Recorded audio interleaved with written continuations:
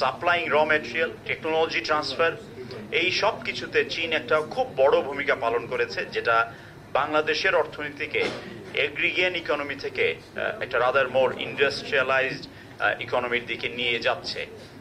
কৃষিতে যেহেতু বাংলাদেশের অর্থনীতির আকার বেড়েছে, কৃষির উৎপাদনও প্রায় 3 গুণ বেড়েছে গত কয়েক দশকে, বিশেষ করে গত 15 বছরে।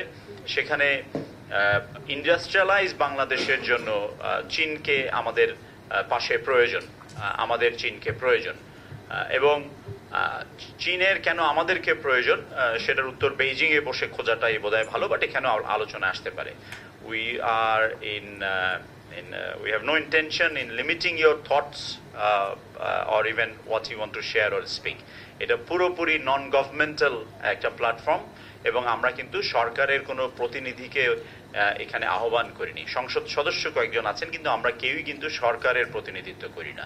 এখন জন্ম সনদ দিয়ে খোলো বিকাশ স্টুডেন্ট অ্যাকাউন্ট, নিজের বিকাশ নিজে কর। So please feel free. তার মানে এটাও বলছি না যে সরকারি কোনো অনুষ্ঠান হলে আপনারা এগুলি বলবেন না। So feel free to share your thoughts and ideas. এখানে ভারত সফরের পরপরই বিশেষ করে রেল যোগাযোগের ক্ষেত্রে একটা পক্ষ, এবং সেটিকে আমরা অবশ্যই মনে করি একটা পলিটিক্যাল প্রপাগান্ডা অথবা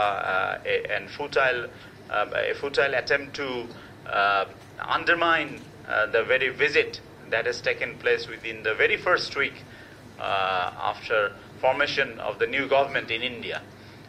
এবং ভারতের সাথে বন্ধুত্বের গভীরতা ব্যাপ্তি এটা নতুন করে বলার অপেক্ষা রাখে না। মহান মুক্তিযুদ্ধে বাংলাদেশি এবং ভারতীয়দের রক্ত পদ্মা, মেঘনা, যমুনায় মিশে একাকার হয়ে গিয়েছিল, এবং তারই উপরে ভিত্তি করে সম্পর্ক। সেক্ষেত্রে চীনের সাথে সম্পর্কটাকে কম্পেয়ার করার স্কোপ নেই বা করা উচিত নয়।